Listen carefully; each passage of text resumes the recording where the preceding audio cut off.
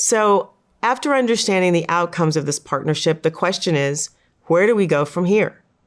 What are the ways that the public and private sector can work together to change the narrative, to impact the future? And what is needed to take us from now to the next generation? When we look at efforts by the public sector to actually address some of these outcomes that we talked about in the prior section, we see there have been some very interesting efforts that I think are worthy of talking about. Have you heard about the Invest Southwest program in Chicago? That is a city-driven program whereby it has identified locations in many previously disinvested neighborhoods to encourage private investment there to bring new investment, new housing, new services, and new amenities to those communities.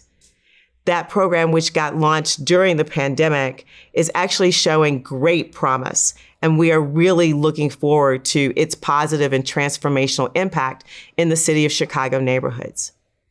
Many communities have established land banks for redistribution of current vacant land in our segregated or disinvested communities for future development, often at incredibly low price points. And then there was the federal government identification of opportunity zones.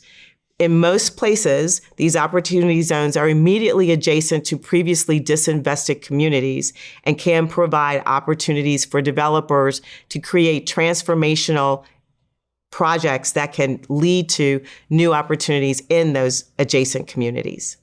So while the public sector has developed some incredible strategies to help address these things, I would say the public sector response by itself is insufficient.